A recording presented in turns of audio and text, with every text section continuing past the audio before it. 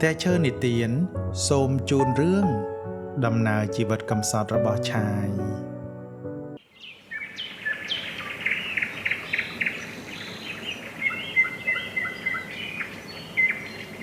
ទៀបដងផ្លូវដ៏ស្ងប់ស្ងាត់មានខ្ទមស័ង្កសីមួយខ្នងដែលមើលទៅស្ទើរតែមិនជឿថាជាជំរករបស់មនុស្សទៅហើយព្រោះវាមើលទៅគ្រាន់តែជាកន្លែងសម្រាប់ជ្រកភ្លៀងបាំងថ្ងៃតែបិទបាំងនឹងប្រត់ដោយស័ង្កសីចាស់ៗតែប៉ុណ្ណោះនៅជុំវិញនោះមានគំនរដបកង់ឡាននិងអេតចាយនៃស្លឹកស័ង្កសីជាច្រើនបានដាក់កូរីប៉ាចោលដោយក្តីមិនបារម្ភពីការបាត់បង់ឡើយព្រោះរបស់ទាំងអស់នោះវាគ្មានតម្លៃអ្វីសម្រាប់អ្នកដទៃសោះប៉ុន្តែវាបែរជាប្រភពចំណូលតែមួយគត់សម្រាប់ជីវិតមនុស្សនៅក្នុងខ្ទមនោះទៅវិញក្រឡេកទៅមើលនៅក្នុងខ្ទមវិញមានក្មេងប្រុសអាយុ13ឆ្នាំម្នាក់កំពុងតែអង្គុយអោបរូបថតរបស់បារោះចំណាស់ម្នាក់ជាប់នឹងដើមទ្រូងទឹកភ្នែកហូរហាមស្រក់មកជប់ផ្ទៃមុខអមដោយសម្លេងយំខ្សឹបខ្សួលដែលបង្ហាញអំពីការឈឺចាប់បំផុតដែលអ្នកជាក្មេងមិនអាចស៊ូទ្រាំសង្កត់ចិត្តបានឡើយមនុស្ស3-4នាក់ដែលឈរនៅខាងមុខផ្ទះបានត្រឹមតែដកដង្ហើមធំទាំងក្តីអាណិតអាសូរនិងនឹកស្រណោះអាឡោះជាប៉ុនពេកដែលមិនអាចជួយអ្វីបានច្រើនឡើយតាសៅក៏ទៅចោលយើងហើយសំឡេងម្នាក់នៅក្នុងចំណោមពួកគាត់បានលើឡើងទាំងក្តីសោកស្ដាយចូលបន្តពីនេះទៅទៀតអាឆាយណាវានឹងរស់យ៉ាងម៉េចទៅលោកតាមេភូមិបារោះម្នាក់សួរទៅកាន់លោកតាមេភូមិដែលឈរនៅទីនោះទាំងបារម្ភពីវាសនារបស់ក្មេងប្រុសអាភ័ព្វលោកតាមេភូមិឆ្លើយតបវិញដោយសំឡេងខ្សៅៗហាក់ខ្លាចក្រែងសំឡេងរបស់គាត់ចូលទៅបង្កើនដល់ក្តីទុក្ខសោករបស់ក្មេងនៅខាងក្នុងថាដំបងឡើយខ្ញុំគិតថាចង់តាក់ទងទៅខាងមជ្ឈមណ្ឌលកុមារកំព្រាដែរប៉ុន្តែលោកតាសៅក៏បានផ្ដាំទុកមកថាចង់ឲ្យអាឆាយនៅនៅទីនេះចំណែកឯព្រះគ្រូចៅអធិការវត្តក៏លោកបានសន្យាថានឹងជួយមើលការខុសត្រូវក្មេងនេះផងដែរនៅទីនេះក៏ល្អម្យ៉ាងដែរអ្នកភូមិយើងនឹងជួយមើលវាបានព្រោះពួកយើងធ្លាប់ឃើញវាតាំងពីតូចមកស្រាប់បន្ទាប់ពីពិភាក្សាគ្នារួចពួកគាត់ទាំង4នាក់ក៏ដើរចូលទៅនិយាយជាមួយក្មេងប្រុសហើយបែកផ្លូវគ្នាត្រឡប់ទៅកាន់ផ្ទះរៀងៗខ្លួនអស់ទៅទុកឲ្យឆាយនៅជាមួយនឹងវិញ្ញាណក្ខន្ធតែម្នាក់ឯងតែប៉ុណ្ណោះខ្ទមតូចដែលហៀបតែនឹងរលំនោះគឺជាគេដំណើរតែមួយគត់ដែលតាសៅបានទុកឲ្យចៅប្រុសរបស់គាត់ជីវិតរបស់តានឹងឆាយប្រៀបដូចជាទូកនៅកណ្ដាលមហាសមុទ្រដែលជួបតែព្យុះភ្លៀងយ៉ាងដូច្នោះកាលពីមុន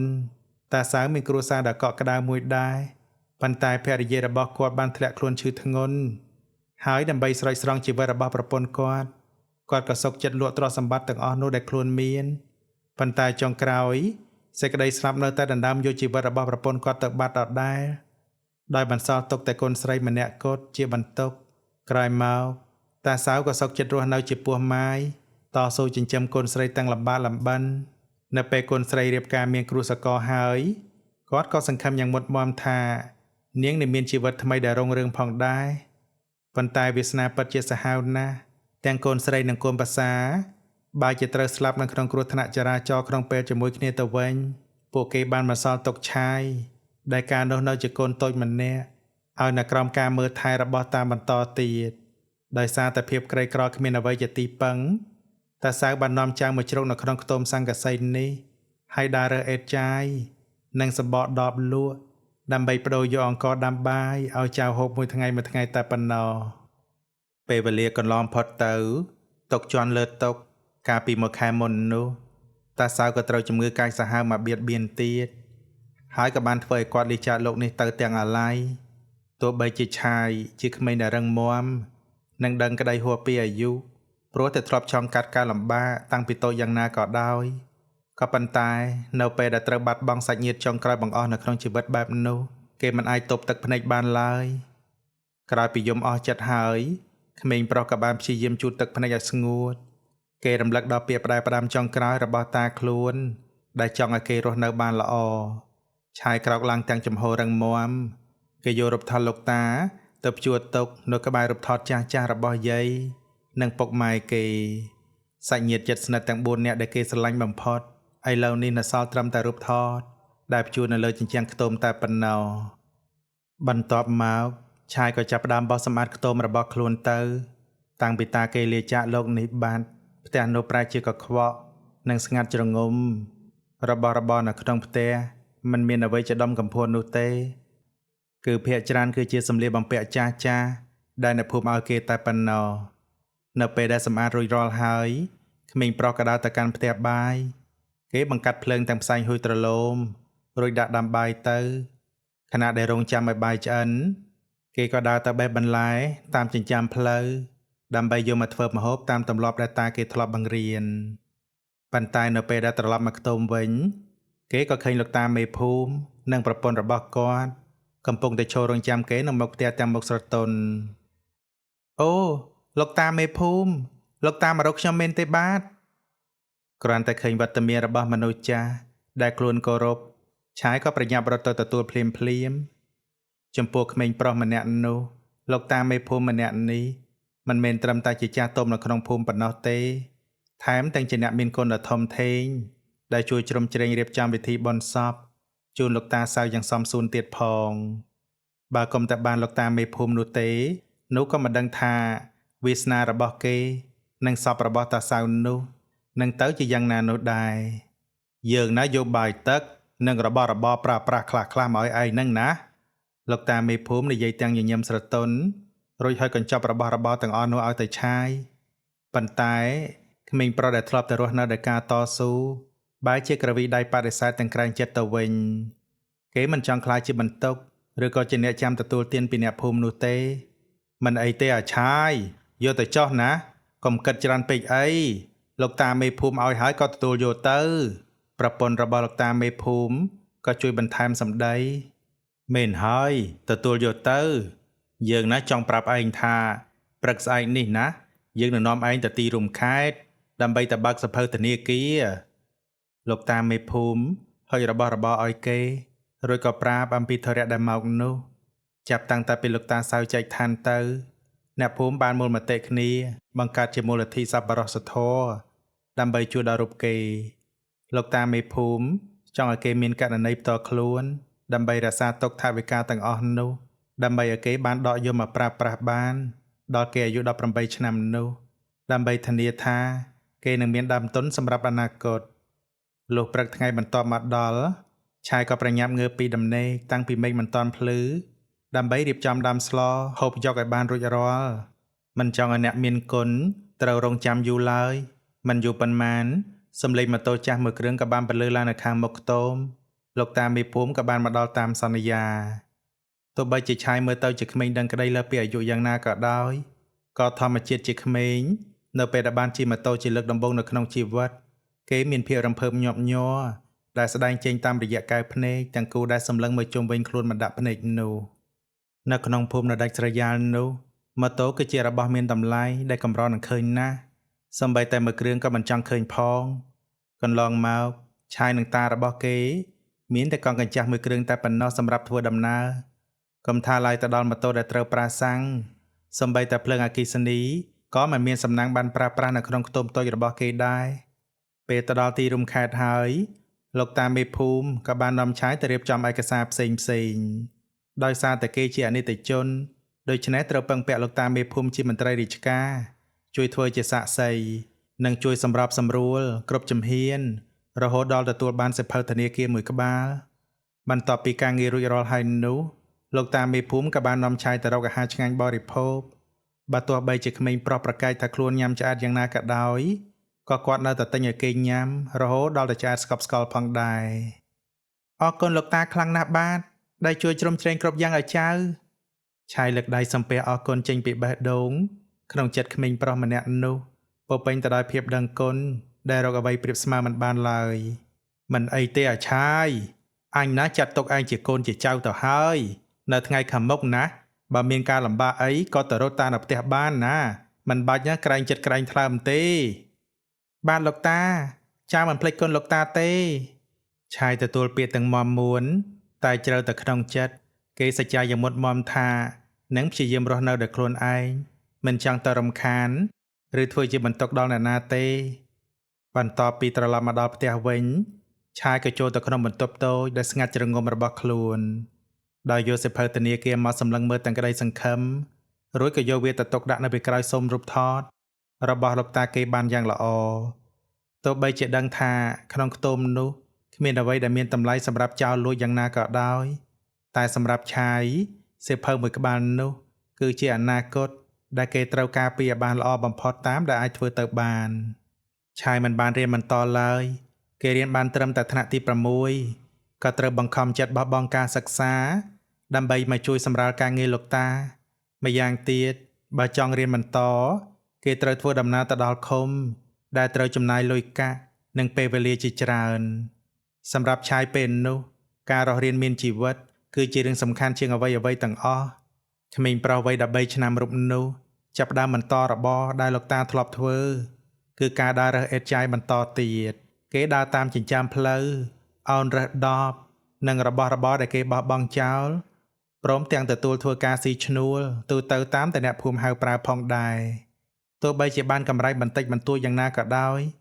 ក៏ឆាយទទួលធ្វើដោយក្តីរីករាយដែរព្រោះរាល់ញើសឈាមដែលត្រូវហូរចេញមកគឺជាកម្លាំងចិត្តដែលប្រាប់គេថាគេត្រូវតែរស់ឲ្យបានល្អ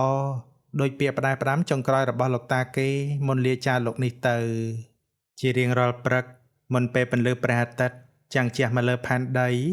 គេតែងតែភ្ញាក់ពីដំណេកដើម្បីធ្វើដំណើរទៅកាន់វត្តអារាមដើម្បីទៅជួយបោះសម្អាតទីធ្លាវត្តឲ្យមានរបៀបរៀបរយ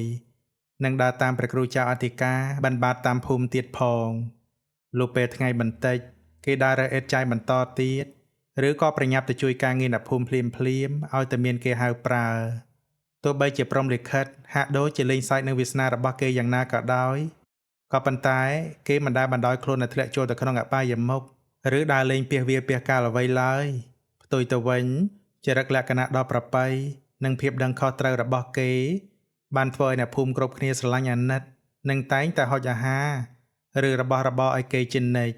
ទោះបីជាគេព្យាយាមបដិសេធដោយក្តីក្រែងចិត្តយ៉ាងណាក៏ដោយពេលវេលាបានរំកិលទៅមុខយ៉ាងលឿនដូចជាទឹកហូរ7ឆ្នាំកន្លងផុតទៅក្មេងប្រុសតូចដែលធ្លាប់តែអង្គុយយំអោបរូបថតតាកាលពីថ្ងៃមុននោះពេលនេះបានធំពេញវ័យក្លាយជាបរិសកំឡោះរូបសម្ហាម្នាក់ដែលពោពេញទៅដោយថាមពលដោយសារតែភាពអត់ធ្មត់ឧស្សាហ៍ព្យាយាមនិងការសន្សំសំចៃដែលបានចាក់ឫសយ៉ាងជ្រៅនៅក្នុងខ្លួនផងនោះឆាយបានសម្រេចក្តីសុបិនតូចមួយគឺការសាងសង់ផ្ទះថ្មតូចមួយខ្នងជំនួសខ្ទមស័ង្កសីចាស់ដែលធ្លាប់ជ្រកកោនកាលពីនៅក្មេងវាជាផ្ទះដែលកាត់ចេញអំពីញើសឈាមនិងកម្លាំងផ្ទាល់ខ្លួនសុទ្ធសាធឆាយអើយឆាយនៅផ្ទះទេវើយ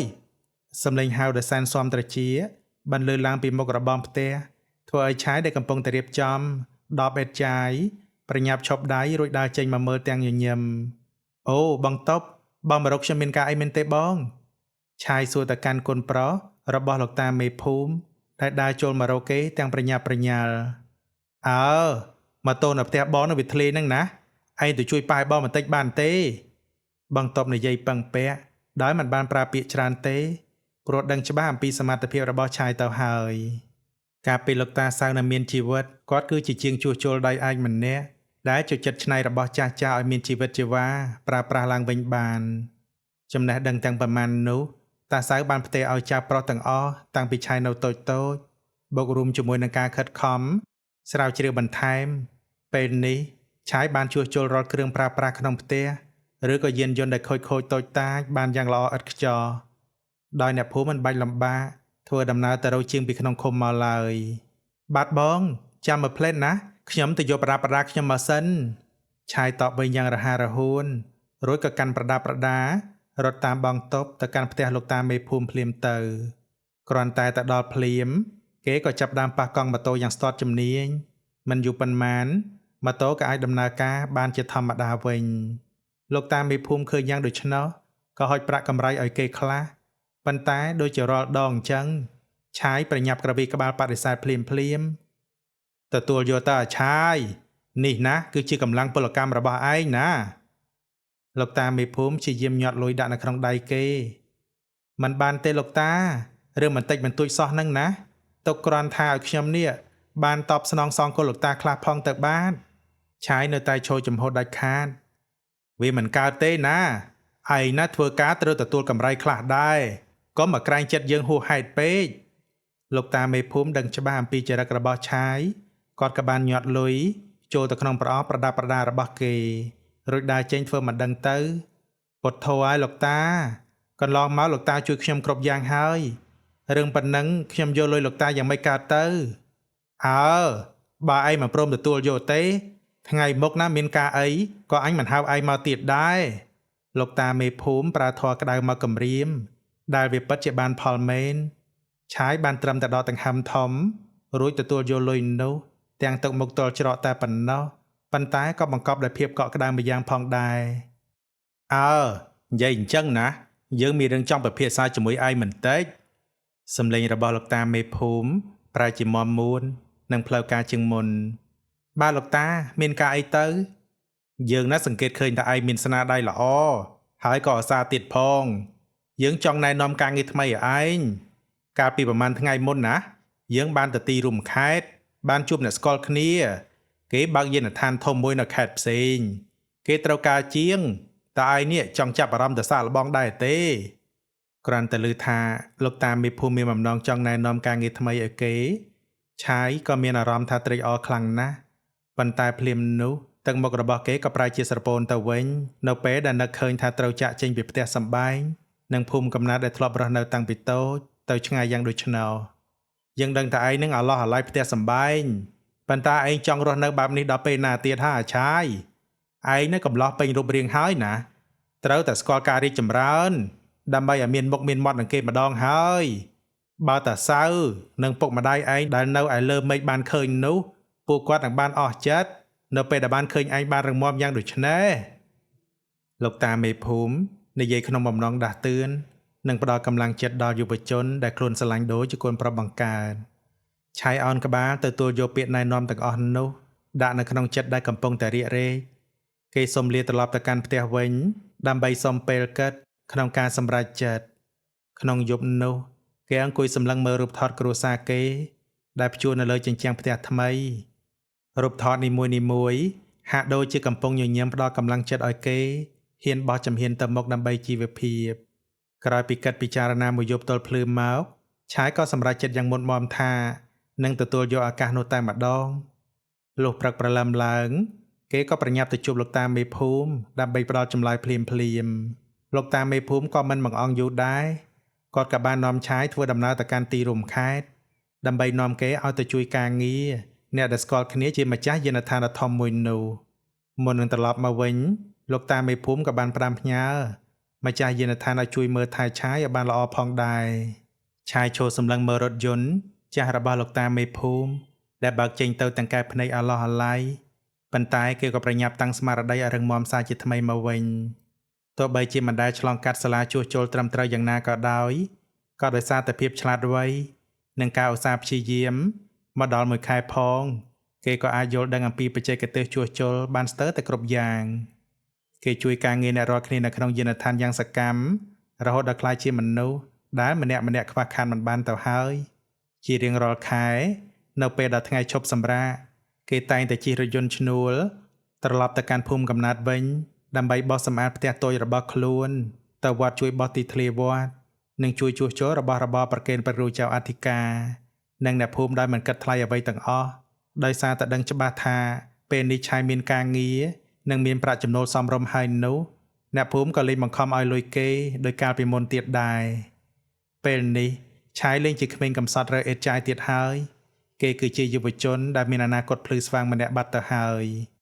ដោយសារតែឃើញចរិតល្អនិងភាពសង្ហារបស់គេគ្រួសារជាច្រើននៅក្នុងភូមិចាប់ផ្ដើមសម្លឹងមើលនិងចង់ចូលមកចងស្ពានមេត្រីយកគេធ្វើជាកូនប្រសាប៉ុន្តែឆាយបែរជាមិនទាន់មានចិត្តចង់គិតគូររឿងគ្រូសកលឡើយគេចង់កសាងជីវិតឲ្យមានស្ថិរភាពជាងនេះបន្តិចសិនទើបតែងតែបដិសេធរកការសួរនាំដោយក្តីគួរសមរបស់អ្នកភូមិប៉ុន្តែព្រមលិខិតហាក់ដូចជាចាប់ផ្ដើមធ្វើការរបស់វាថ្ងៃមួយខណៈដែលកំពុងតែធ្វើការឆាយបានជួបនឹងយុវតីម្នាក់ដែលយកកង់ដ៏ស្រស់ស្អាតមកជួសជុលនៅក្នុងយានដ្ឋានគ្រាន់តែបានឃើញផ្ទៃមុខដ៏ស្រស់ស្រទន់និងស្នាមញញឹមរបស់នាងភ្លាមបេះដូងរបស់កំឡោះដែលធ្លាប់តែរឹងមាំបែរជាញាប់ញ័រខុសធម្មតាជាលើកដំបូងបាត់ទៅហើយគេសម្លឹងមើលនាងទាំងផ្លឹកស្មារតី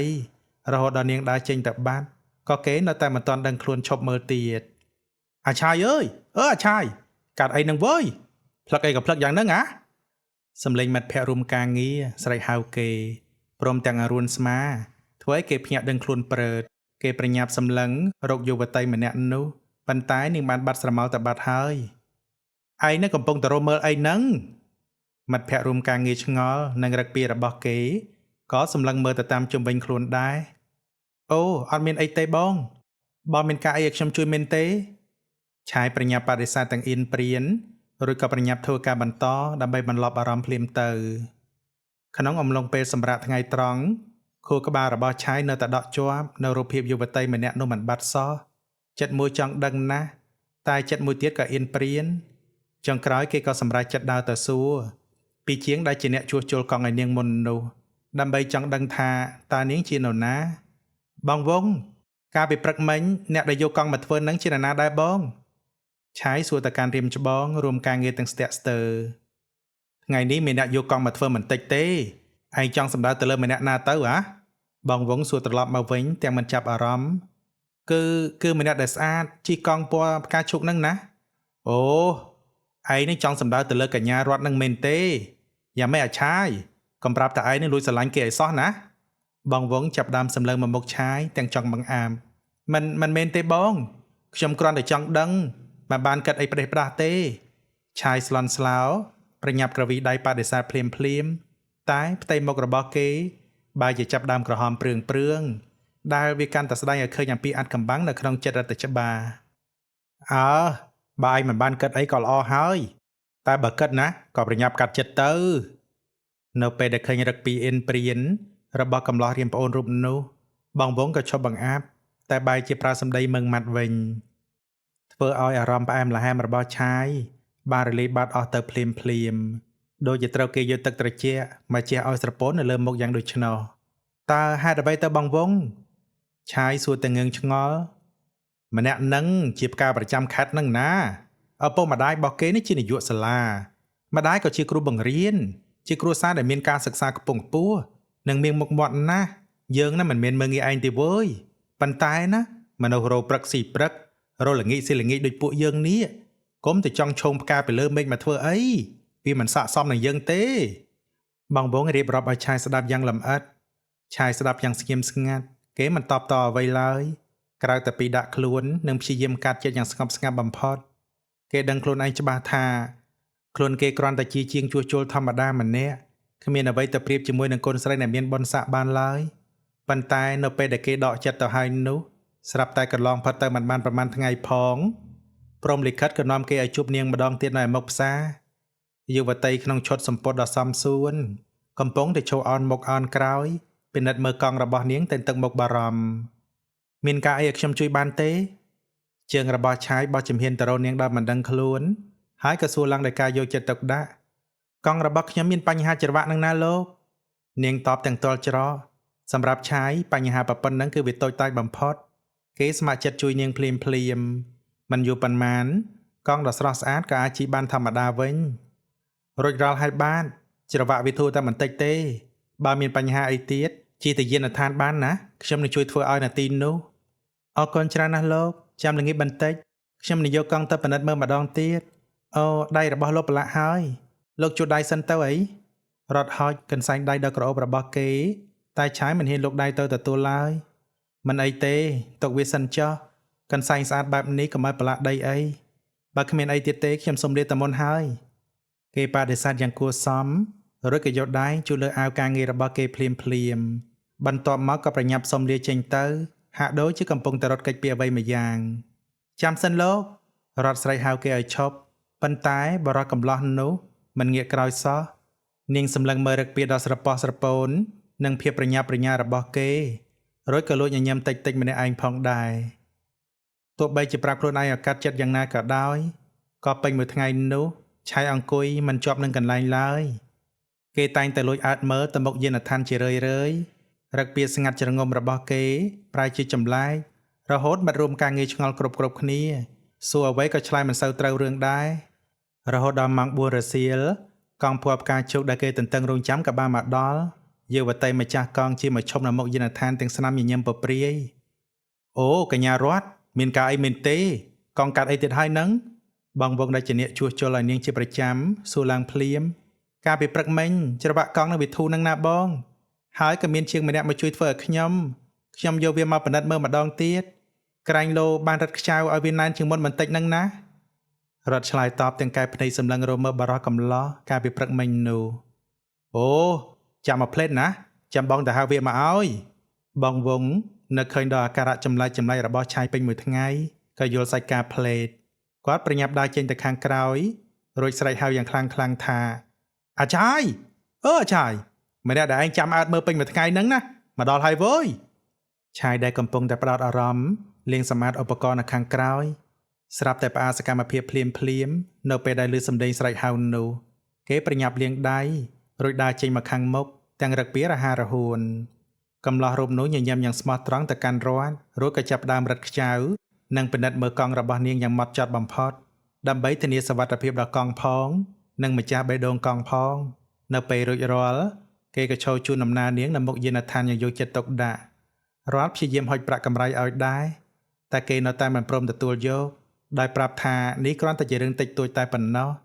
ធ្វើឲ្យយុវតីរត់តែក្រែងចិត្តនិងចាប់ផ្ដើមមានអារម្មណ៍ប្លែកចំពោះបរិសម្នាក់នោះគ្រាន់តែរត់ចាក់ចេញទៅបាត់ភ្លាម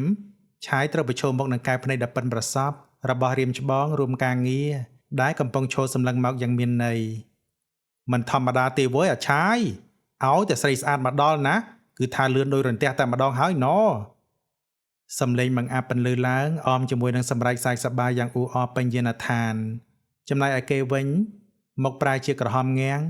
គេមិនដឹងថាត្រូវតបតយ៉ាងណានោះទេក៏ប្រញាប់កិច្ចខ្លួនចូលទៅខាងក្នុងបាត់ទៅឆាយគិតនៅក្នុងចិត្តថាខ្លួនគេប្រហែលជាគ្មានវាសនាជួបរត់ទៀតឡើយប៉ុន្តែនរណានឹងនឹកស្មានដល់ថានៅថ្ងៃបន្ទាប់យុវតីរូបនោះបានបង្ហាញខ្លួនម្ដងទៀតសោះព្រមជាមួយស្រាក់បាយនៅក្នុងដៃមកជាមួយផងនាងបានហុចវាទៅឲ្យគេទាំងស្នាមញញឹមស្រស់ថានេះជាបាយខ្ញុំធ្វើដល់ដៃខ្លួនឯងផ្ទាល់ណាលោកទទួលយកទៅហូបទៅចោះចាត់ទុកថាជាការតបស្នងរឿងដែលលោកបានជួយខ្ញុំកន្លងទៅនាងនិយាយកាត់មុនរួចជាស្រេចក៏ញាត់ស្រាក់បាយនឹងចូលទៅក្នុងដើមទ្រូងរបស់បារោះកំឡោះម្នាក់នោះភ្លាមរួចក៏ប្រញាប់លាចេញទៅយ៉ាងលឿនបាត់ទៅទុកឲ្យឆាយអង្គុយថ្មឹងនៅទីនោះអស់ជាច្រើននាទីហាក់ដូចជាកំពុងតែយល់សពទាំងកណ្ដាលថ្ងៃត្រង់យ៉ាងដូចនោះប្រហែលជាដោយសារតែស្រាក់បាយនោះហើយដែលខ្លាចជាអ្នកនាំសារនៃបេះដូងថ្ងៃបន្ទាប់មកឆាយបានយកស្រាក់ដែលបានលាងស្អាតទៅសងឲ្យនាងវិញដល់សាលាព្រោះរត់គឺជាគ្រូបង្រៀនរំនៅទីនោះមិនត្រឹមតែយកស្រាក់ទៅសងវិញតែប៉ុណ្ណោះទេឆាយថែមទាំងមាននំចំណីបន្តិចបន្តួចផ្ញើយុវតីនោះទៀតផងយូរទៅភាពស្និទ្ធស្នាលក៏ចាប់ផ្ដើមកើនឡើងជាលំដាប់អ្នកទាំងពីរតែងតែមករកគ្នានិងមានរបស់របរផ្ញើគ្នាជានិច្ចទោះបីជាម្នាក់មិនទាន់ហើបមាត់និយាយពាក្យថាស្រឡាញ់យ៉ាងណាក៏ដោយក៏តាមរយៈកែវភ្នែកនិងទង្វើគឺវាលើសពីមិត្តភាពជាធម្មតាបាត់ទៅហើយអ្នកនៅយានដ្ឋានបង្អាប់រហូតដល់លេងចង់បង្អាប់នៅពេលដែលឃើញអ្នកទាំងពីរផ្អែមល្ហែមដាក់គ្នាយ៉ាងដូចនោះរហូតដល់ចិត្ត3ខែសេចក្តីស្រឡាញ់ដែលចាស់ទុំចូលបានធ្វើឲ្យឆាយនឹងរត់សម្រាប់ចិត្តសារភាពប្រាប់ចិត្តគ្នាទៅវិញទៅមកហើយយកព្រមបណ្ដាគ្នាជាសង្សារបន្ទាប់ពីទទួលបានចម្លើយបេះដូងដូចគ្នាមករត់ក៏ត្រឡប់មកផ្ទះវិញដោយសេចក្តីសុខពេញក្នុងទ្រូងទៅមុខរីករាយខុសប្លែកពីសពដងប៉ុន្តែគ្រាន់តែបោះជើងចូលទៅដល់ក្នុងផ្ទះភ្លាមពិភពលោកដ៏ផ្អែមល្ហែមរបស់នាងក៏បានរលាយបាត់អស់ទៅវិញនៅពេលដែលឃើញឪពុកម្ដាយរបស់នាងកំពុងតែអង្គុយចាំទាំងទឹកមុខតានតឹងនាងប្រញាប់រលាស្នាមញញឹមចេញរួចដើរចូលទៅសួរទាំងក្តីបារម្ភថាពុកម៉ែមានរឿងអីមែនទេហេតុអ្វីក៏ទឹកមុខលោកទាំងពីរមើលទៅមិនស្រស់បោបែបនេះគ្រូជ័យនិងអ្នកគ្រូច័ន្ទសម្លឹងមកកូនស្រីហើយស្ងៀមមិនមាត់ក៏អ្វីទាំងអស់រហូតធ្វើឲ្យរត់ចាប់ដើមភ័យនៅក្នុងចិត្តរត់កូនឆ្លើយនឹងម៉ែតាមត្រង់មករឿងដែលគេនិយាយតគ្នាថាកូនមានទំនាក់ទំនងជាមួយនឹងជាងចុះចូលឡានម្នាក់នោះតើវាជាការពិតមែនដែរឬទេអ្នកគ្រូច័ន្ទជាអ្នកបើកឆាកសួរមុនគេដោយសម្លេងមាំទាំច្រើនថ្ងៃកន្លងមកនេះដំណឹងចចាមអារាមបានហោះចូលត្រចៀករបស់ពួកគាត់មិនចេះចប់ថាផ្កាខ្ពស់ប្រចាំភូមិបែរជាទៅស្និទ្ធស្នាលជាមួយនឹងជាងអេតចាយដែលគ្មានដើមកំណត់ច្បាស់លាស់ធ្វើឲ្យពួកគាត់ដែលជាអ្នកមានមុខមាត់នៅក្នុងសង្គមមិនអាចឈរមើលដល់ស្ងប់ចិត្តបានឡើយគ្រាន់តែឮសំណួរដេញដោលរបស់ម្ដាយបែបនោះរត់ស្រាប់តែមានអារម្មណ៍ថាខ្លួនប្រាណឡើងរឹងកំព្រឹសនាងអោនមុខចុះយ៉ាងទាបមិនហ៊ានសម្លឹងចំកែភ្នែកដ៏តានតឹងរបស់ពុកម្ដាយឡើយព ពួកកូនកំពុងតែមើលចិត្តគ្នានឹងណាម៉ែនាងได้ចិត្តសារភាពតាមត្រង់ទោះបីជាមិនទាន់ត្រៀមខ្លួនប្រាប់គាត់នៅពេលនេះយ៉ាងណាក៏ដោយក៏ប៉ុន្តែកលៈទេសៈនៃរឿងរ៉ាវដែលបានបែកធ្លាយបែបនេះរត់យល់ថាការនិយាយការពិតគឺជាជំរើសដ៏ល្អបំផុតកូននិយាយស្អីហ្នឹងតើរឿងនេះវាកើតឡើងតាំងពីពេលណាមកហាសំឡេងគ្រូជ័យបន្លឺឡើងយ៉ាងខ្លាំងរហូតដល់ផ្អើលអស់អ្នកផ្ទះគាត់សម្លឹងមើលកូនស្រីបណ្ដូលចិត្តដែលកៅភ្នែកស្ដីបន្ទោសយ៉ាងធ្ងន់ធ្ងរសំឡេងក្រហមរបស់ឪពុកបានធ្វើឲ្យរត់ភ្ញាក់ព្រឺញ័រអស់ទាំងបេះដូងគឺទៅតែថ្ងៃនេះទេពុកដែលពួកកូនយល់ព្រមស្រឡាញ់គ្នាប៉ុន្តែពួកកូនបានស្គាល់និងរាប់អានគ្នាអស់ជាច្រើនខែណាស់មកហើយដែរនាងប្រញាប់តបតវិញទាំងសំឡេងខ្សៅមិនបានជាដាច់ខាតពុកមិនយល់ស្របឡើយឈប់ពាក់ព័ន្ធនឹងវាទៅណាហើយចាប់ពីពេលនេះទៅក៏មិនបាច់ទៅជួបមកវាទៀតដែរអ្នកជាឪពុកដែលកំពុងតែឆេះរោលដោយកំហឹងបានចេញបញ្ជាយ៉ាងដាច់អហង្ការពុកបងឆាយគាត់ជាមនុស្សល្អណាស់បើពុកនិងម៉ែបានជួបគាត់ផ្ទាល់ច្បាស់ជាអាណិតស្រឡាញ់គាត់មិនខានទេរត់ប្រញាប់ងើបមុខឡើងសម្លឹងមើលពុកម៉ែដែលកែភ្នែករលីងរលោងនាងព្យាយាមពន្យល់និងលោកយកគុណសម្បត្តិរបស់ឆាយមកជម្រាបជូនពុកម៉ែដោយសង្ឃឹមថាពួកគាត់នឹងបានផ្លាស់ប្ដូរចិត្តគ្មានផ្លូវទេវាគ្រាន់តែជាជាងក្រីក្រម្នាក់ទោះបីជាវាល្អយ៉ាងណាក៏វាមិនអាចធ្វើឲ្យកូនឯងរស់នៅបានសុខស្រួលដែរជឿពុកទៅណាបែកគ្នាពីវាទៅចុះចាំពុកនឹងរកមនុស្សដែលមានឋានៈសមរម្យណែនាំឲ្យកូនខ្លួនឯងគ្រូជ័យមិនរង្គោះរង្គើឡើយគាត់និយាយកាត់សេចក្តីរួចក៏ដើរឡើងទៅលើផ្ទះបាត់ទៅដោយមិនងាកក្រោយមើលកូនស្រីដែលកំពុងតែឈរយំខ្សឹកខ្សួលនៅពីខាងក្រៅនោះឡើយម៉ែជួយនិយាយជាមួយពុកផងរត់ងាកទៅរកអ្នកគ្រូច័ន្ទទាំងកៅភ្នែកអង្វរករឿងនេះម៉ែក៏យល់ស្របតាមពុកឯងដែរធ្វើតាមអ្វីដែលគាត់ប្រាប់ទៅណាជឿម៉ែចោះគ្មានអាណាប្រាថ្នាល្អចំពោះកូនស្រីស្មើនឹងពុកម៉ែទេប៉ុន្តែអ្នកជាម្ដាយក៏បានបង្ហាញក្តីមេត្តាដែរគាត់និយាយយ៉ាងខ្លីរួចក៏ដើរចូលទៅក្នុងផ្ទះបាយបាត់ទៅរត់ដើរចូលផ្ទះដោយអារម្មណ៍រីករាយដូចនៅលើឋានសួគ៌ប៉ុន្តែត្រឹមតែមួយប៉ព្រិចភ្នែកនាងបែរជាត្រូវយំជោគផ្ទៃមុខក្នុងភាពឯកាទៅវិញថ្ងៃបន្ទាប់រត់ទៅសាលារៀនទាំងទឹកមុខស្រពាប់ស្រពោនពេញមួយថ្ងៃនោះនាងមើលទៅហាក់ដូចជាមនុស្សគ្មានវិញ្ញាណនៅក្នុងខ្លួនរហូតដល់ពេលល្ងាចនៅពេលដែលឃើញមុខឆាយឃើញទឹកមុខដ៏ស្មោះត្រង់របស់គេនាងក៏ទប់ទឹកភ្នែកលេងជាប់រួចយំចេញមកយ៉ាងខ្លាំងរត់មានរឿងអ្វីមែនទេអូនហេតុអ្វីក៏អូនយំខ្លាំងម្ល៉េះមានរឿងអីប្រាប់បងមកមើលឆាយភ័យស្លន់ស្លោជាខ្លាំងគេស្ទុះទៅរកនាងទាំងបារម្ភលើពីការពណ៌នាឃើញនាងយំគេក៏ឈឺចាប់មិនចាញ់នាងដែរបងឆាយពុកនិងម៉ែអូនគាត់មិនព្រមឲ្យពួកយើងស្រឡាញ់គ្នាទេនាងប្រាប់គេវិញទាំងសម្លេងខ្សឹបខ្សួលឆាយគ្រាន់តែលឺបែបនោះក៏ស្ងាត់មាត់មួយសន្ទុះគេដកដង្ហើមធំដើម្បីតាំងស្មារតីរួចអោនទៅលួងលោមនាងវិញដោយសម្ដីទន់ភ្លន់ថាមិនអីទេអូនកុំញោមអីណារឿងប៉ុណ្ណឹងបងគ្មានផ្លូវចោះចាញ់ឡើយរត់រងចាំបងសិនណាបងសន្យាថានឹងមានថ្ងៃណាមួយបងនឹងធ្វើឲ្យពុកម៉ែអូនព្រមទទួលយកបងឲ្យអស់ពីចិត្តទាល់តែបាន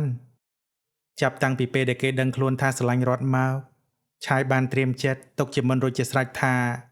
ឧបសគ្គរវាងឋានៈនិងវណ្ណៈមុខជានឹងកើតមានមិនខានប៉ុន្តែគេបានតាំងចិត្តយ៉ាងមុតមមជាមួយនឹងខ្លួនឯងថាគេនឹងមិនបោះបង់ចោលស្នេហាមួយនេះឡើយគេនឹងប្រើទង្វើនឹងភាពជោគជ័យដើម្បីបង្ហាញឲ្យឪពុកម្ដាយរបស់នាងបានឃើញនៅថ្ងៃណាមួយរត់អង្គុយយំអស់ពេលជាយូរនាងងើបមុខសម្លឹងមើលមុខគេតែនៅចំពោះមុខនៅពេលដែលឃើញទឹកមុខដ៏មុតមមនិងកែភ្នែកដែលពោពេញទៅដោយភាពជឿជាក់របស់ឆាយនាងក៏ចាប់ផ្ដើមមានអារម្មណ៍ធូរស្រាលនៅក្នុងចិត្តបន្តិចមកវិញប៉ុន្តែនៅក្នុងចិត្តនៅតែបារម្ភមិនបាត់ដដែលប៉ុន្តែពុកនិងម៉ែអូនប្រហែលជាមិនព្រមទទួលយកបងងាយៗទេច្បាស់ជាមានថ្ងៃណាមួយដែលពុកម៉ែអូនបើកចិត្តទទួលយកបងជឿបងចុះណាឈប់យំទៅភ្នែកឡើងក្រហមអស់ហើយឆាយអង្អែក្បាលនាងថ្នមរួចនិយាយលួងលោមថ្នាក់ថ្នមនាងដោយក្តីមេត្តារហូតដល់រត់អាចបំភ្លេចក្តីទុក្ខសោកបានមួយគ្រាអ្នកទាំងពីរអង្គុយផ្ដល់កម្លាំងចិត្តឲ្យគ្នាទៅវិញទៅមករហូតដល់មេឃប្រលប់ទើបរត់ធ្វើដំណើរត្រឡប់ទៅកាន់ផ្ទះវិញពេលទៅដល់ផ្ទះនាងព្យាយាមកេញមុខអំពីឪពុកម្ដាយមិនហ៊ានប្រឈមមុខនឹងពួកគាត់ឡើយព្រោះខ្លាចត្រូវពួកលោកទាំងពីរដេញដោលរឿងរ៉ាវដែលបានហាមឃាត់កាលពីម្សិលមិញទៀតនាងមិនចង់ឆ្លោះនិងមិនចង់ធ្វើឲ្យគាត់ទាស់ចិត្តដែរប៉ុន្តែនាងក៏មិនអាចកាត់ចិត្តបោះបង់ឆាយបានដូចគ្នា ខាងឪពុកម្ដាយនាងវិញក៏ដឹងច្បាស់នៅក្នុងចិត្តថាកូនស្រីមណ្ឌលចិត្តម្នាក់នោះច្បាស់ជាមិនព្រមធ្វើតាមបញ្ជារបស់គាត់ងាយៗឡើយមិនដល់មួយសប្តាហ៍ផងផ្ទះរបស់រដ្ឋក៏មានភ្ញៀវមកលេងដែលជាអ្នកស្គាល់គ្នាស្និទ្ធស្នាលរបស់ឪពុកម្ដាយនាងថែមទាំងមានកូនប្រុសរបស់គេមកជាមួយផងដែររដ្ឋមិនមែនជាមនុស្សល្ងងទេគ្រាន់តែឃើញភ្លាមនាងដឹងភ្លេតថាឪពុកម្ដាយរបស់នាងកំពុងរៀបចំគ្រូសកលទុកឲ្យនាងហើយរដ្ឋអង្គុយធ្វើមុខស្ងួតពេញមួយថ្ងៃនាងមិននិយាយស្ដីសំបីតែមួយម៉ាត់ដើម្បីបង្ហាញឲ្យឃើញថានាងមិនយល់ស្របនឹងការរៀបចំនោះឡើយរឹកពីត្រជាក់ស្រងំរបស់នាងធ្វើឲ្យខាងប្រុសមើលដឹងពីបំណងទើបអង្គុយមិនបានយូរក៏នាំគ្នាជម្រាបលាត្រឡប់ទៅវិញអស់ទៅពុកម៉ែគិតចង់ធ្វើអីហ្នឹងកូនមានសង្សាររួចហើយពុកម៉ែក៏ដឹងច្បាស់ដែរតានៅពេលដែលភ្ញៀវចេញផុតរដ្ឋក៏និយាយឡើងទាំងអន់សម្ពន់ចិត្តមនុស្សដែលពុកម៉ែមិនព្រមទទួលយកឯងនៅតែទទួលចង់ស្រឡាញ់វាទៀតមែនទេហើយមើលចុះធ្វើមកមាត់យ៉ាងម៉េចដែរដាក់ភ្ញៀវថ្ងៃនេះនោះលោកពូនិងអ្នកមីងណាគាត់ខំមានទឹកចិត្តមកសួរសុខទុក្ខតើពុកម៉ែធ្លាប់បង្រៀនឯងឲ្យមានចរិតឆ្មាំងឆ្មៃបែបនេះមែនទេគ្រូជ័យផ្ទុះកំហឹងភ្លាមគាត់មិនពេញចិត្តយ៉ាងខ្លាំងដែលកូនស្រីមិនព្រមយល់មុខមាត់ដល់គាត់ក្នុងថ្ងៃនោះពុកម៉ែកូនដឹងថាពុកម៉ែប្រាថ្នាល្អចំពោះកូនប៉ុន្តែសូមពុកម៉ែសាកល្បងបើកចិត្តទូលាយម្ដងបានទេបងឆាយណាក៏ល្អចំពោះកូនពិតមែនណារត់ដល់ដង្ហើមធំទាំងនឿយហត់បន្ទាប់មកព្យាយាមបញ្ចុះបញ្ចូលឪពុកម្ដាយនាងម្ដងទៀតទាំងក្តីសង្ឃឹមតិចតួចបំផុតតាមពិតទៅគ្រូជ័យនិងអ្នកគ្រូច័ន្ទស្រឡាញ់ថ្នាក់ថ្នមកូនស្រីម្នាក់នោះលើពីអ្វីៗទាំងអស់គ្រាន់តែឃើញនាងជ្រួញចិញ្ចាំបន្តិចពួកគាត់ស្ទើរតែអង្គុយមិនជាប់ទៅហើយនៅពេលដែលឃើញទឹកមុខស្រពោននិងការទូចអង្វររបស់កូនស្រីបេះដូងនៅរឹងរូសក៏ចាប់ដើមទន់ជ្រាបបន្តិចមកវិញបើអញ្ចឹងក៏នាំគេមកជួបពុកម៉ែម្ដងទៅប៉ុន្តែពុកប្រាប់ទុកជាមុនណាបើវាមើលទៅមិនកើតទេទៅថ្ងៃមុខទៀតពុកប្រាប់ឲ្យហើយឯងនឹងត្រូវធ្វើតាមពុកទាំងអស់គ្មានការតវ៉ាអ្វីទាំងអស់ដឹងទេចុងក្រោយឪពុកម្ដាយរបស់នាងនៅតែចិត្តដាច់ជាមួយកូនស្រីមិនបានដដែលទើបផ្ដល់ឱកាសឲ្យពួកគេសាកល្បងម្ដងអរគុណពុកម៉ែខ្លាំងណាស់គ្រាន់តែលើពាក្យអនុញ្ញាតភ្លាមរត់ត្រេកអរហួសនឹងថ្លែងនាងប្រញាប់រត់ចេញពីផ្ទះទៅប្រាប់ដំណឹងល្អដល់ឆាយភ្លាមឆាយខ្លួនឯងគ្រាន់តែបានឮក៏ញញឹមចេញមកទាំងភ័យផងអរផងបន្ទាប់មកអ្នកទាំងពីរក៏ណាត់គ្នានៅថ្ងៃឈប់សម្រាកខាងមុខថានឹងទៅផ្ទះរបស់រដ្ឋជាផ្លូវការថ្ងៃឈប់សម្រាកដែលរងចាំក៏បានមកដល់ឆាយបានរៀបចំខ្លួនយ៉ាងសមសួនយករបស់ផ្ញើជាច្រើនរហូតដល់ពេញដៃដើរឆ្ពោះទៅកាន់ផ្ទះរបស់រដ្ឋយុវតីរត់ចេញមកទទួលគេទាំងស្នាមញញឹមពោពេញទៅដោយក្តីសុខនៅពេលដែលឈានជើងចូលទៅដល់ផ្ទះឆាយបានបង្ហាញនូវមារយាទដ៏ទន់ភ្លន់និងការយកចិត្តទុកដាក់មើលថែរដ្ឋយ៉ាងល្អបំផុតនៅចំពោះមុខចាស់ទុំគ្រូជ័យនិងអ្នកគ្រូច័ន្ទនៅពេលដែលឃើញទុកមុខកូនស្រីមានក្តីសុខយ៉ាងខ្លាំងបែបនោះពួកគាត់ក៏រក្សាភាពស្ងៀមស្ងាត់មិនបាននិយាយអ្វីដែលធ្វើឲ្យឆាយលំបាកចិត្តឬអាក់អន់ចិត្តឡើយបន្ទាប់ពីអាហារថ្ងៃត្រង់បានបញ្ចប់ទៅដោយរលូនឪពុកម្ដាយរបស់រដ្ឋក៏បានហៅអ្នកទាំងពីរចូលទៅជែកគ្នាជាលក្ខណៈគ្រួសារបរិយាកាសដែលធ្លាប់តែផ្អែមល្ហែមប្រែជាធ្ងន់ធ្ងរនិងតានតឹងឡើងភ្លាមរឿងដែលឯងនិងគុណស្រីរបស់ពូស្រឡាញ់គ្នានោះឯងក៏ដឹងច្បាស់ហើយថាពួកពូមិនទាន់យល់ស្របឡើយគ្រូជ័យនិយាយកាត់សេចក្តីចូលសាច់រឿងយ៉ាងត្រង់បណ្ដាលឲ្យរដ្ឋប្រែមុខភ្លាមនាងសម្លឹងមើលឆាយឆ្លាស់ជាមួយនឹងឪពុកម្ដាយរបស់នាងទាំងចិត្តភ័យបុកពោះបាទខ្ញុំបាទដឹងច្បាស់ណាស់លោកពូប៉ុន្តែខ្ញុំបាទចង់បញ្ជាក់ប្រាប់លោកពូវិញថាខ្ញុំបាទស្រឡាញ់រដ្ឋដោយចិត្តស្មោះហើយខ្ញុំបាទនឹងសន្យាថានឹងគ្មានថ្ងៃធ្វើឲ្យនាងឈឺចាប់ឬខូចចិត្តដាច់ខាតឆាយតបវិញដោយសម្ដីមាំមួនកែភ្នែករបស់គេសម្លឹងត្រង់ទៅកាន់ឪពុកម្ដាយនាងដោយគ្មានការភ័យខ្លាចឬរារែកឡើយគ្រាន់តែសម្ដីផ្អែម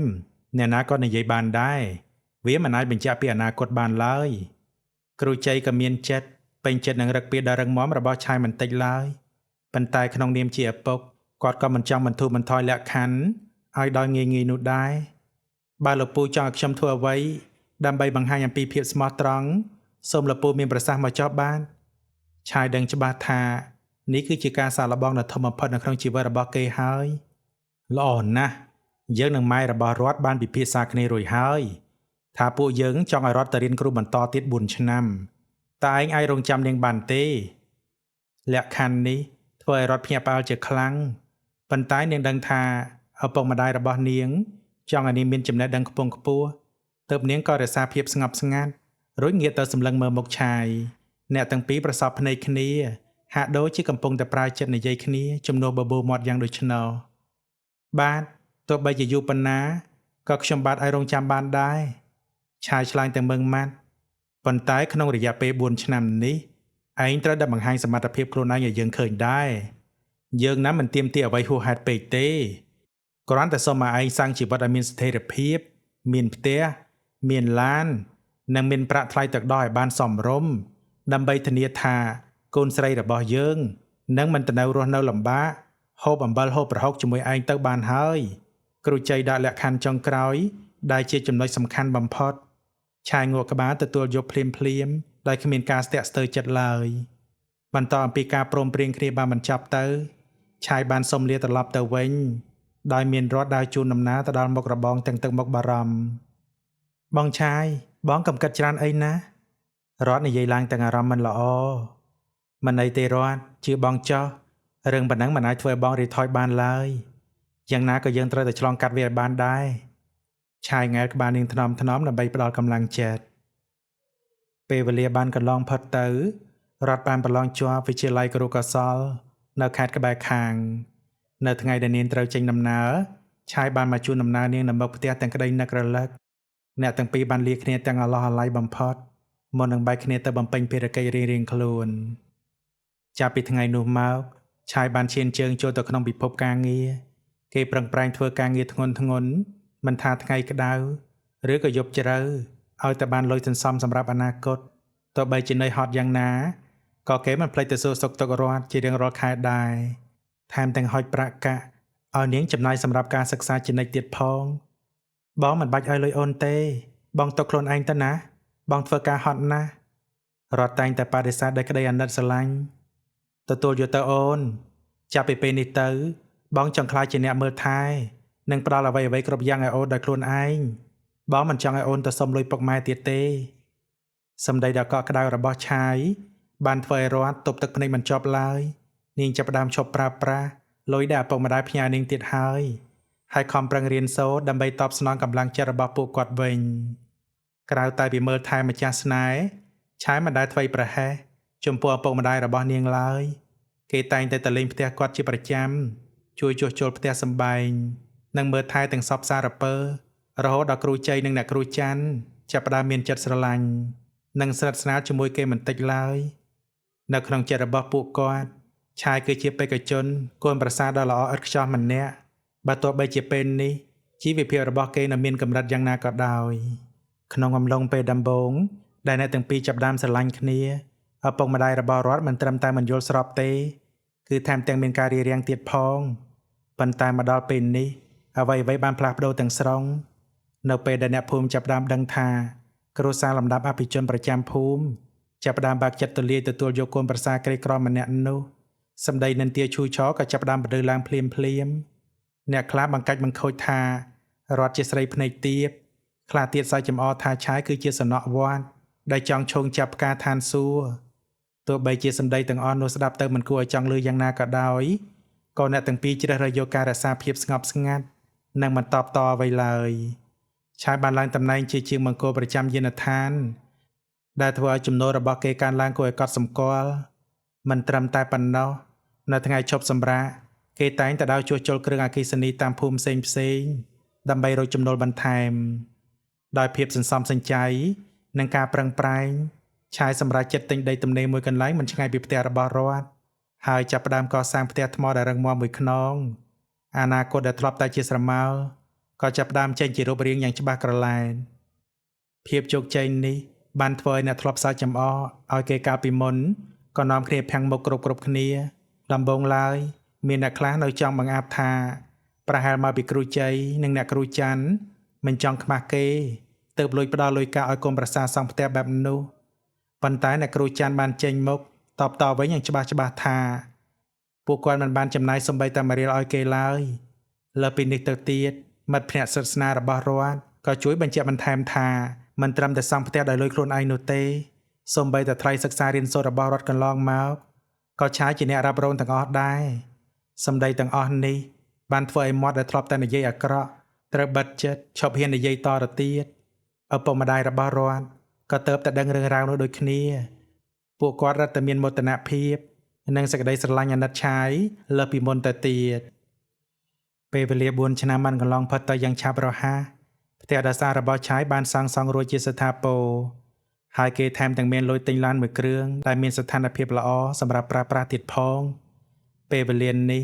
លក្ខខណ្ឌគ្រប់យ៉ាងដែលឪពុកក្មេកបានដាក់ឲ្យគឺឆាយបានសម្រេចទាំងអស់រត់រៀនចប់ក៏បានចូលធ្វើការជាគ្រូបង្រៀននៅសាលាកំណើតរបស់ខ្លួនវិញភ្លាមៗរៀងរាល់ព្រឹកឆាយតែងតែក្រោកដាំស្លធ្វើម្ហូបឲ្យនាងបើកឡានជូននាងទៅសាលានិងរងចាំទទួលនៅពេលល្ងាចយ៉ាងមានក្តីសុខដែលធ្វើឲ្យរត់ខ្លាយជាមនុស្សដែលគួរឲ្យច្រណែនបំផុតនៅក្នុងភូមិថ្ងៃដល់វិសេសបានមកដល់ឆាយបានយកសិភៅធនាគារដែលផ្ទុកនៅប្រាក់សន្សំទាំងអស់របស់ខ្លួនទៅជូនឪពុកម្ដាយរបស់រដ្ឋហើយសូមអនុញ្ញាតរៀបការជាមួយនាងជាផ្លូវការដោយសារតែបានឃើញអំពីទឹកចិត្តនិងទង្វើដ៏ល្អប្រពៃកន្លងមកគ្រូជ័យនិងអ្នកគ្រូច័ន្ទក៏យកព្រមដោយក្តីរីករាយឆាយប្រញាប់ត្រឡប់ទៅកាន់ភូមិចាស់ដើម្បីបឹងពាក់លោកតាមេភូមិដែលជាអ្នកមានគុណឲ្យមកធ្វើជាចាស់ទុំខាងប្រុសដើម្បីសុំស្តីដណ្ដឹងតាមប្រពៃណីអ្នកភូមិនៅខាងឆាយគ្រាន់តែដឹងដំណឹងរៀបការក៏នាំគ្នាអបអរសាទរដោយចិត្តស្មោះសរខ្លះថែមទាំងរអ៊ូស្ដាយដែលមិនបានឆាយធ្វើជាកូនប្រសាររបស់ខ្លួនព្រោះម្នាក់ៗដឹងច្បាស់អំពីគុណធម៌និងការតស៊ូរបស់គេតាំងពីបាតដៃទទេរហូតដល់មានថ្ងៃនេះវិធីមង្គលការបានប្រារព្ធឡើងយ៉ាងសាមញ្ញប៉ុន្តែបរិយាកាសពោរពេញទៅដោយភាពកក់ក្ដៅថ្លៃទឹកដោះដែលឆាយបានជូនខាងស្រីគឺស័ក្តិសមបំផុតទៅតាមឋានៈរបស់គ្រួសារនាងភ្ញៀវកិត្តិយសទាំងអស់សុទ្ធតែសរសើរមិនដាច់ពីមាត់ពីចរិតមារយាទដ៏ល្អឥតខ្ចោះរបស់កូនកំលោះម្នាក់នោះអ្នកដែលធ្លាប់តែនិយាយដើមនិងមើលងាយពីមុនបានត្រឹមតែឈរមើលទាំងភាពអៀនខ្មាស់និងច្រណែនពេញដើមទ្រូងព្រោះចាប់ពីពេលនោះទៅកូនប្រសារក្រីក្រដែលពួកគេធ្លាប់បង្អាប់បានក្លាយជាកូនប្រសារដ៏ប្រសើរដែលមានទាំងសមត្ថភាពនិងភាពជោគជ័យព្រមទាំងសុភមង្គលបំផុតនៅក្នុងជីវិតជារៀងរហូតទៅ